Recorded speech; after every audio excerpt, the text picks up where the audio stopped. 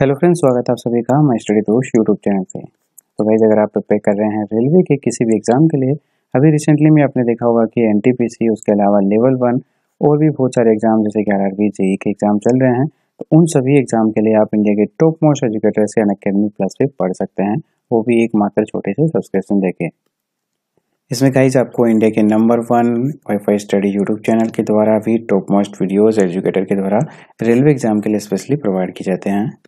इसके अलावा railway category के अंदर टॉप एजुकेटर सत्यम गुप्ता और विमलेश यादव जैसे टीचर आपको लाइव पढ़ाते हैं और इनके कोर्सेज आप देख सकते हैं। इनके अलावा भी आपको बहुत सारे एजुकेटर जो आप यहाँ पे देख सकते हैं, इनके अपकमिंग कोर्सेज आपको देखने को मिलेंगे अलग अलग सब्जेक्ट के अलग अलग टीचर्स के द्वारा, और इन सभी टीचर्स के कोर्सेज आप एक सब्सक्रिप्शन से देख सकते हैं। इसमें भी गाइज आपको बहुत सारी वैरायटीज मिल जाती है, 1 महीने, 6 महीने और 12 महीने के ऑप्शंस। 800 रुपये पर मंथ के हिसाब से आपको यहाँ पे चार्ज किया जाता है। अगर आप 1 महीने के लिए लेते हैं 600 रुपये में आपको ज़्यादा फायदा मिलेगा, उसके बाद में 12 महीने में और भी ज़्यादा, सिर्फ 400 रुपये पर मंथ में ले सकते हैं। तो गाइज आपको हमारा रेफरल कोड माई स्टडी दोस्त यूज करना है। इससे आपको जब आप बाई करेंगे कोई भी कोर्स 10% आपको डिस्काउंट यहाँ पे मिल जाएगा। सो फ्रेंड्स, अब बात करते हैं हमारे क्वेश्चंस की। क्वेश्चन नंबर 150 तक हमने कंप्लीट कर लिया है। अभी आपने नहीं देखे हैं तो पिछले वाले वीडियो देख सकते हैं। प्लेलिस्ट अलग से मैंने आपके लिए बना दिया है, इसके अलावा डिस्क्रिप्शन में उसका लिंक भी मिल जाएगा। इस क्वेश्चन है आपके पास में कि न्यून तापमानों यानी कि क्रायोजेनिक्स का अनुप्रयोग होता है। देखिए, न्यून तापमान वाले जो इंजन होते हैं उनको क्रायोजेनिक बोला जाता है।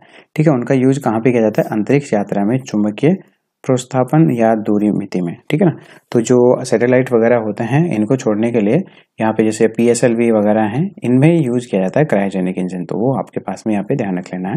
न्यून तापमान वाले को क्रायोजेनिक इंजन बोला जाता है और इनका यूज अंतरिक्ष यात्रा या चुंबकीय प्रोत्स्थापन या दूरी मिति में किया जाता है। अगला सवाल, द्रव बूंद की संकुचित होकर न्यूनतम क्षेत्र घेरने की प्रवृत्ति का कारण क्या है?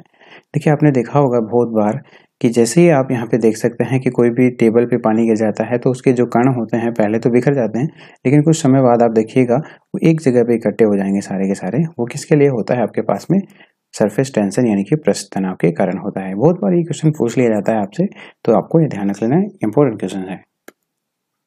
अगला सवाल 153, निम्नलिखित में से कौन सी एक सदिश राशि है? ठीक है ना, वेक्टर क्वांटिटी है।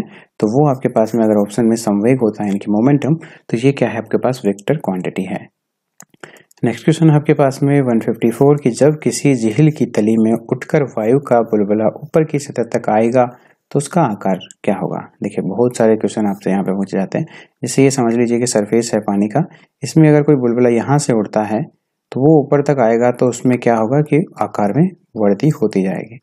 अगला सवाल, अल्फा कण के 2 धन आवेश होते हैं, इसका द्रव्यमान लगभग किसके बराबर होता है? तो इसका द्रव्यमान होता है 310। अगला सवाल है आपके पास में कि केल्विन मात्रक में मानव शरीर का सामान्य तापमान कितना है? आपसे पूछा गया है। तो देखिए, हीलियम के 1 परमाणु के बराबर ये होता है। ठीक है ना। देखिए, केल्विन मान में मानव शरीर का जो सामान्य तापमान होता है वो हीलियम के 1 परमाणु के बराबर होता है। अगला क्वेश्चन है निम्न तापी इंजनों का अनुप्रयोग होता है। तो देखिए, अभी मैंने आपको ये क्वेश्चन करवाया था, ये क्वेश्चन इंपॉर्टेंट है। निम्न ताप यानी कि क्रायोजेनिक इंजन का यूज हम कहाँ पे करते हैं? ये जो आपके पास में रॉकेट प्रौद्योगिकी में, ठीक है ना, रॉकेट लॉन्च करते हैं तो उसमें हम किया जाता है, क्योंकि उनका जो तापमान होता है बहुत कम रहता है, तो हमें बहुत ज्यादा दूरी तक जाना होता है, तो वो निम्न तापमान वाले इंजन यूज किए जाते हैं। अभी बात करते हैं नेक्स्ट क्वेश्चन के बारे में है, जो कि आपका क्वेश्चन नंबर 158 है। ठीक है। तो देखिए क्या बोल रहा है, निर्वात में प्रकाश की जो चाल होती है वो कितनी होती है? देखिए 3.3 × 10⁸। देखिए यहाँ पे इस प्रकार थोड़ा चेंज कर लेना, 3 × 10⁸ मीटर पर सेकेंड ये होती है।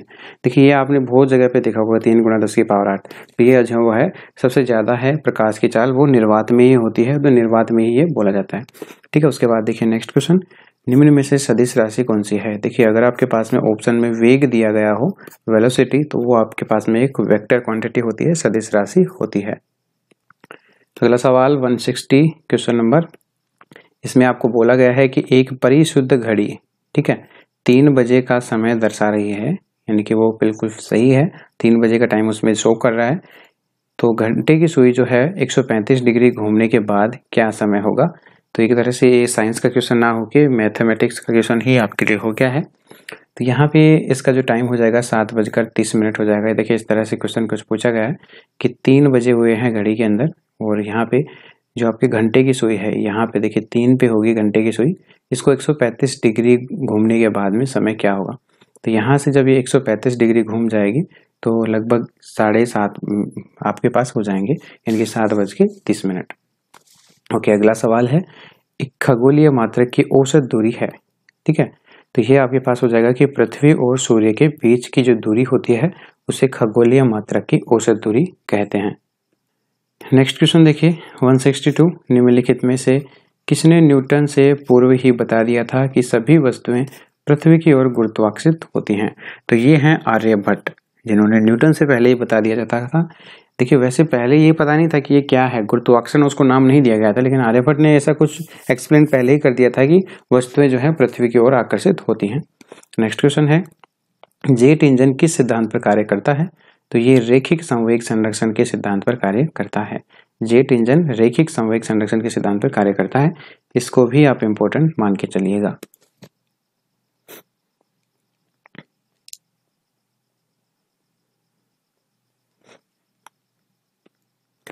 अगला सवाल है आपके पास में 164 कि साइकिल चालक को प्रारंभ में अधिक बल क्यों लगाना पड़ता है। सो फ्रेंड्स इसका जो आंसर है वो दूसरे पेज पर है। ठीक है, तो ये थोड़ा कोऑपरेट कर लेना, क्योंकि देखिए यहाँ पे आपको ये बोला गया है क्वेश्चन में कि साइकिल चालक को सबसे पहले जब आप स्टार्ट करते हैं साइकिल को कुछ दूरी के लिए चलाते हैं तो अधिक बल लगाना पड़ता है। आप खुद ने भी साइकिल चलाई होगी तो देखा होगा। ये किस लिए होता है, क्योंकि चालक जो होता है ना जड़त्व विजय पाने के लिए अधिक बल लगाना पड़ता है। आप इसको अगर हिंदी में नहीं समझ पाए तो मैं थोड़ा सा एक्सप्लेन कर दूं। जैसे देखिए पहले आपने साइकिल स्टार्ट की तो थोड़ा सा क्या होता है कि जड़त्व बल अधिक होता है, लेकिन जैसे जैसे आप यहाँ पे स्टार्ट करके आगे चलते जाते हैं तो ये क्या हो जाता है कि धीरे धीरे आप गतिज अवस्था में चले जाते हैं। उसके बाद में फिर वो बल आपका कम लगता है। ठीक है ना, तो ये ध्यान रख लेना है। नेक्स्ट क्वेश्चन है आपके पास में कि जीव विज्ञान यानी कि बायोलॉजी शब्द का प्रयोग सर्वप्रथम किसने किया था।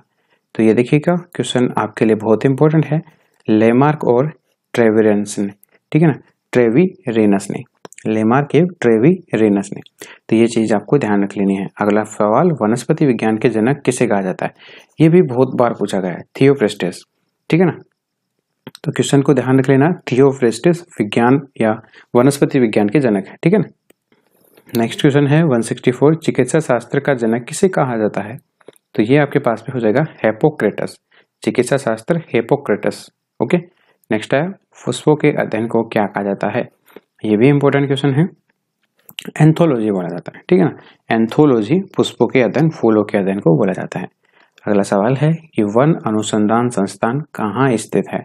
तो देखिए वन अनुसंधान संस्थान जो है देहरादून में स्थित है। इसी के साथ देखते हैं नेक्स्ट क्वेश्चन जो है 170, भारतीय वानस्पतिक सर्वेक्षण का मुख्यालय कहाँ स्थित है। तो ये है आपके पास में कोलकाता में, भारतीय वानस्पतिक सर्वेक्षण का मुख्यालय कोलकाता में है। नेक्स्ट क्वेश्चन है आपके पास में कि निम्नलिखित में से वर्गिक का पितामह कहा जाता है। ठीक है ना, वर्गीकी का पितामह किसे कहा जाता है। तो कार्ल वॉर्न और लीनियस, कार्ल वॉर्न लीनियस को वर्गीकी का पिता कहा जाता है, पितामह कहा जाता है। ओके, पिता के पिता को पितामह कहा जाता है, यानी कि दादा समझ लीजिए एक तरह से।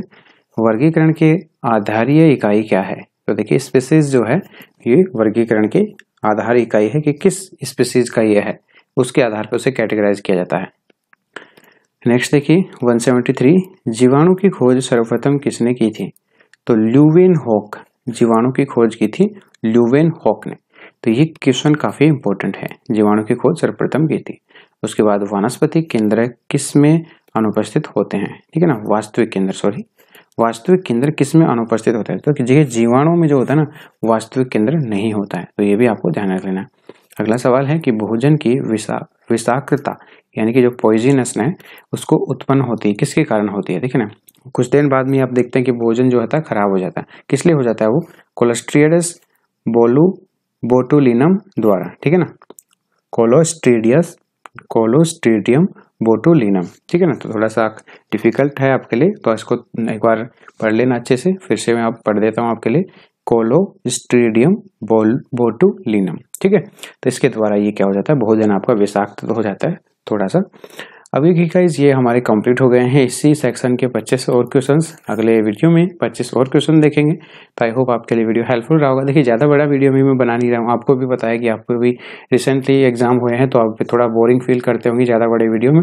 तो थोड़ा थोड़ा करके आप कंटिन्यू पढ़ते रहिए। आप बिल्कुल भी स्टडी को यहाँ पे स्किप मत कीजिए कि भाई अभी मैं फ्री हूँ 2 महीने के लिए, वो गलत हो जाएगा। तो कैसा लगा वीडियो मुझे कमेंट बॉक्स में बताइएगा। अपने दोस्तों के साथ में लाइक जरूर कीजिएगा इस वीडियो को और शेयर भी इसे कर देना। नए हैं तो चैनल पे जुड़ने के लिए बेल आइकन दबाइएगा सब्सक्राइब करने के बाद। Thank you so much guys, see you soon in the next video. तब तक के लिए bye bye, take care, all the best.